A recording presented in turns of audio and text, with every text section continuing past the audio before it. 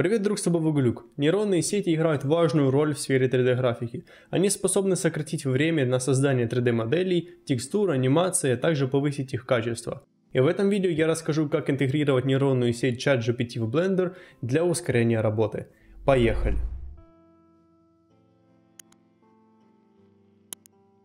Перед началом хочу поблагодарить всех своих спонсоров и рассказать про свою страницу Patreon, где я предлагаю услуги менторства по созданию 3D-моделей для игр. Ознакомиться с уровнями подписки можно, перейдя по ссылке в описании. Выбирай удобный для себя уровень и присоединяйся к нашему комьюнити в закрытом Discord сервере. Встретимся там. Итак, первое, что нужно сделать, это зарегистрироваться в чате GPT. Я думаю, у вас не возникнут какие-то сложности в этом, и этот путь вы пройдете и без меня. После регистрации у нас появляется такая страница, где мы можем задать текстовый запрос, и ChatGPT даст нам на него ответ. Сейчас я расскажу, как можно использовать этот чат в Blender. Перемещаемся в Blender и видим, здесь сверху есть вкладочка «Скриптинг».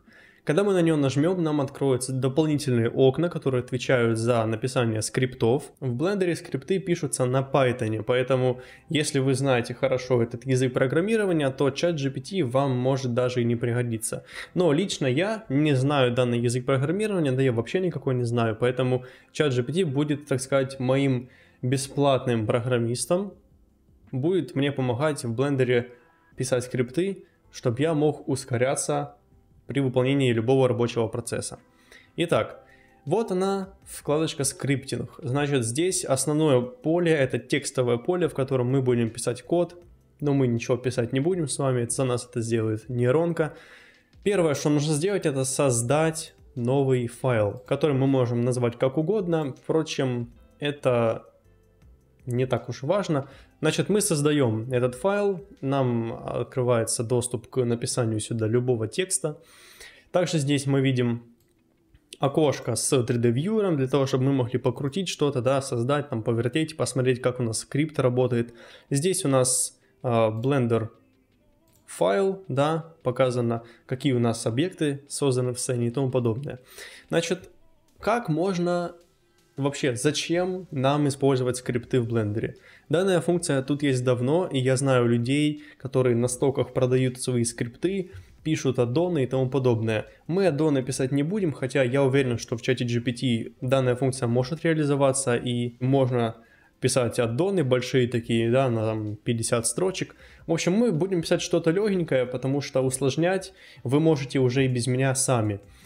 Значит, смотрите, как скрипты упрощают нашу жизнь, да, как мы можем в Blender там быстрее работать. В тех случаях, когда перед тобой стоит задача выполнить несколько действий одинаковых, монотонных, и это действие будет повторяться несколько раз. Например, это может быть создание каких-то одинаковых объектов, или это может быть удаление каких-то материалов, объектов и тому подобное. Давайте на примере покажу, как можно на все объекты из нашей сцены добавить по материалу. Как это может нам пригодиться? Предположим, что у нас есть HighPoly объект, у которого 50 флоутеров.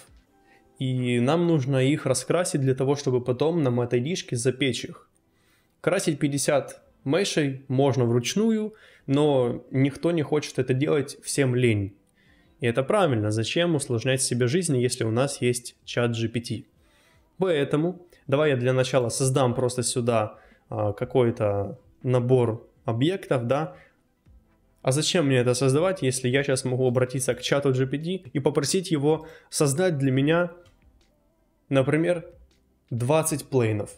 И чтобы они размещались в сцене недалеко друг от друга. Ну давай так и запишем. Можно писать кириллицей, как угодно, чат тебя поймет, это тебе не Google, где ты пишешь запрос, и он тебе выдает какой-то там сайт с правилами, там, как правильно моделировать. Нет, тут тебе конкретный ответ на любой вопрос, даже если ты его задашь не очень конкретно. Ну, в общем, давай для примера попрошу ChatGPT написать скрипт для Blender, который создает 20 плейнов в рандомных каких-то 3D координатах, например.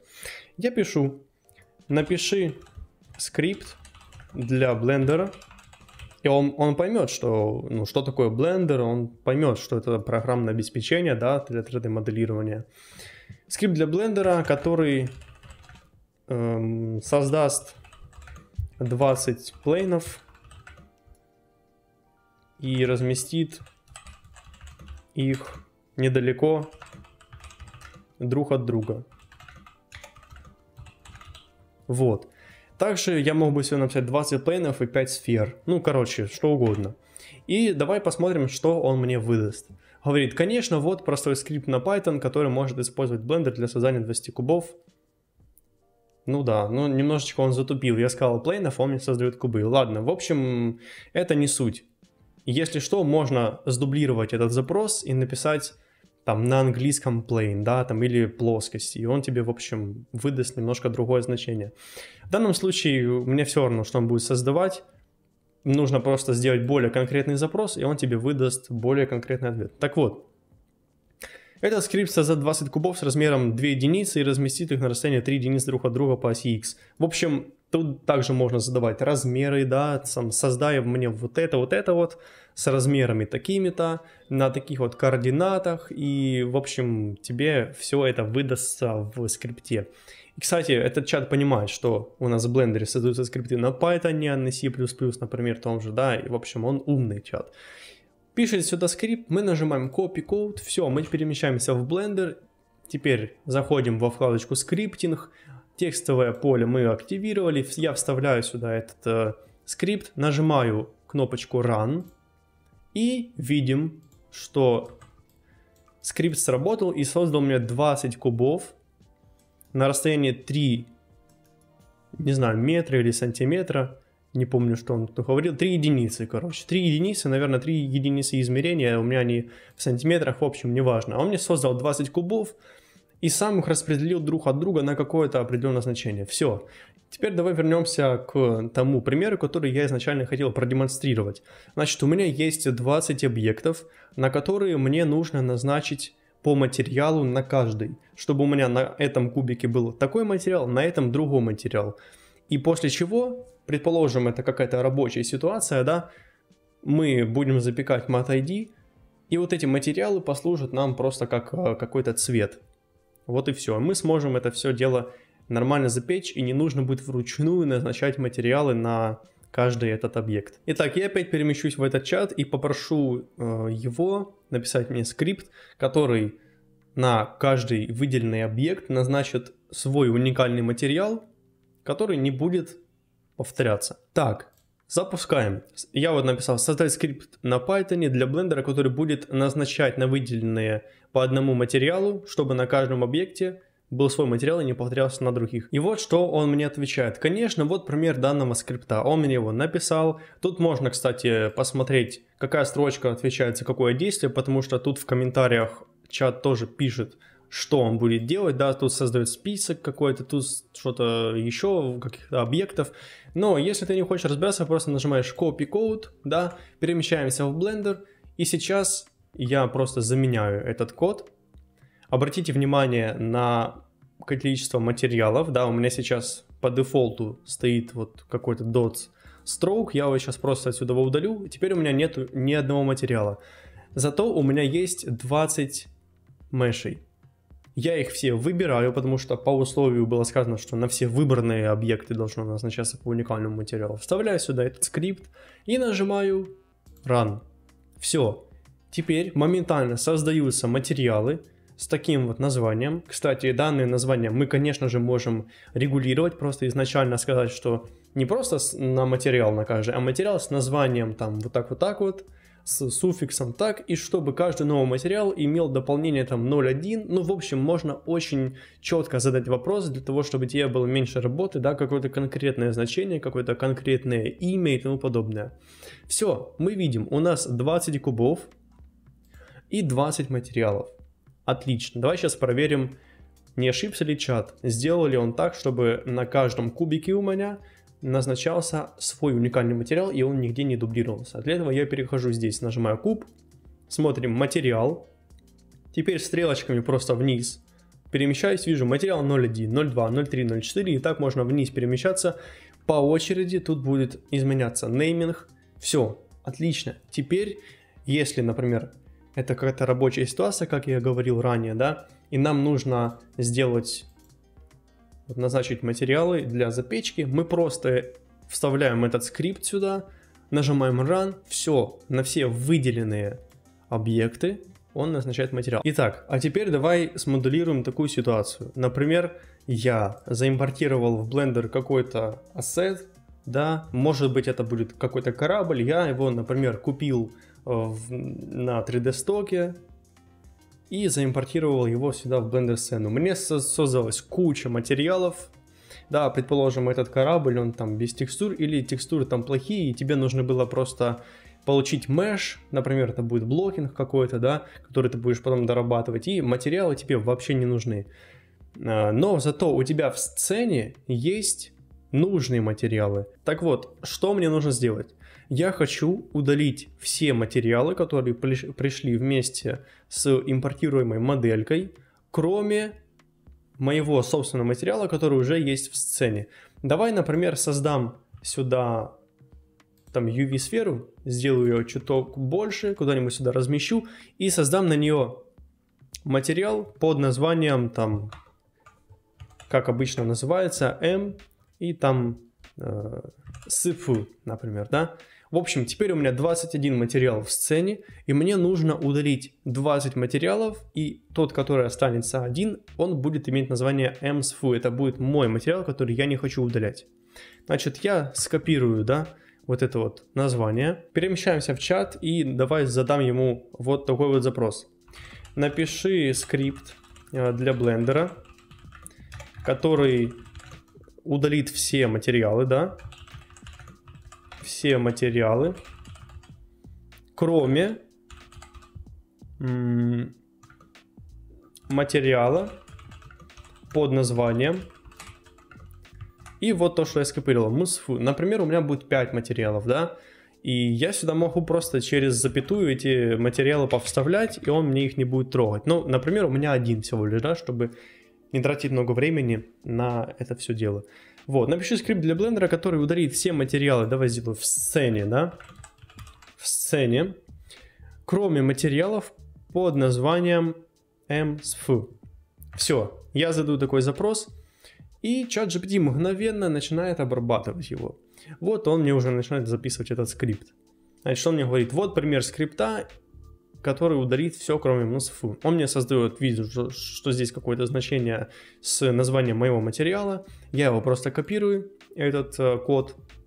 И видим, что этот скрипт получает список материалов в сцене, затем создает список материалов, которые нужно удалить все, кроме материала с именем MSF, и затем скрипт удаляет все материалы из списка Materials to Delete с помощью метода remove. Все, давай сейчас перейдем в Blender, я удалю этот скрипт, который был старый, он мне не нужен, и заменю его просто на этот новый. Видим, что у меня 21 материал MSF, здесь присутствуют, все остальные имеют другое название, которое мы должны просто удалить. И я сейчас, я даже сниму выделение, да, я сейчас запускаю его, и мы видим, что все материалы удалились, тут было 21, а остался всего лишь один с названием MSF. Это очень удобная функция, ребята.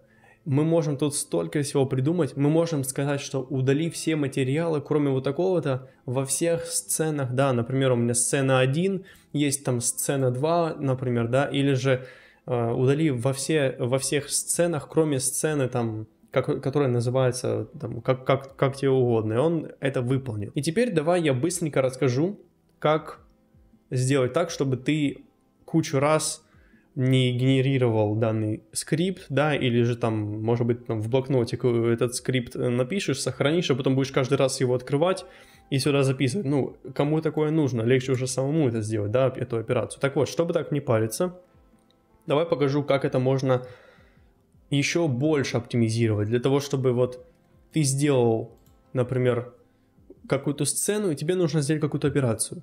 Ты берешь, бах, все, у тебя эта операция создается. Значит, смотри, к нам на помощь идет аддон под названием PyMenu Editor. Вы его можете купить и использовать его в разных направлениях. Например, создание PyMenu, которое будет вот такое вот, да, обычное. Или там какое-то менюшка, как вот Shift-A, да, такая будет выскальзывать. В общем, очень крутой аддон. Сейчас я покажу, как можно его совместить с нашими скриптами. Значит, давай я перемещусь в Preferences, Add-ons, выберу User и найду этот PyMenu Editor. Вот он у меня внизу активированный. Открою его на Full. И что мы здесь видим? У меня тут уже созданы мои настройки, да, PyMenu для Edit мода, для Object мода, для цилиндров. Некоторые я не использую, просто так мог сделать для себя. Значит, как можно это все сделать? Вот как это вообще работает? Например, у меня есть сфера, да, и я что-то там моделирую, и мне нужно быстренько триангулировать ее. Я делаю вот такое движение, все, она у меня триангулируется. Как я это сделал? Я создал комбинацию, я назначил свой hotkey, и теперь я могу выбрать эту функцию, которая мне нужна. Это, тут trees триангулирует, а теперь я хочу ее наоборот сделать в квады, to quads. И там я создал еще функцию, еще select link, это в общем не буду это объяснять, в общем не суть. То же самое можно сделать вот delete all mats, он у меня удалит все материалы, давай это сейчас посмотрим. Переходим в Blender файл, у меня тут есть один материал, я делаю delete all mats, все, он мне удалил материал. Вот такие дела. Также я могу clear custom normals, например, я создал такую функцию, да. Предположим, я импортировал какую-то модельку с залоченными нормалями, да, они все залоканные, когда ты их импортируешь. Там, предположим, я сделал здесь вот custom normals, и тут high в нормалях будет вот такой вот, 52. Я хочу сделать так, чтобы у меня на модельке убрались кастомные нормали и назначился угол на 60 градусов. Я просто создаю скрипт в чате GPT, и сейчас покажу, как его можно добавить в PyMenu. Значит, назначаю функцию, тоже расскажу, как это сделать. И делаю clear custom normals. Все, у меня удаляются кастомные нормали и назначается 60 градусов автосмуз. Очень-очень просто. Так бы там мне приходилось бы выделять этот объект, переходить сюда, clear custom, автосмуз, вписывать 60. В общем, чтобы этого не делать, просто бахнул, бах, вот так и все готово. Очень просто, очень быстро ускоряет тебе этот этап. Как теперь это все реализовать? Смотри, у нас есть скрипт, да? Вот, например, такой скрипт у нас есть. Что нам нужно сделать? Для начала нам нужно его сохранить. Мы сохраняем его, переходим во вкладочку текст, save as, выбираем там, куда нам нужно его сохранить, назначаем, да, там как-то пишем, давай на desktop, например, все.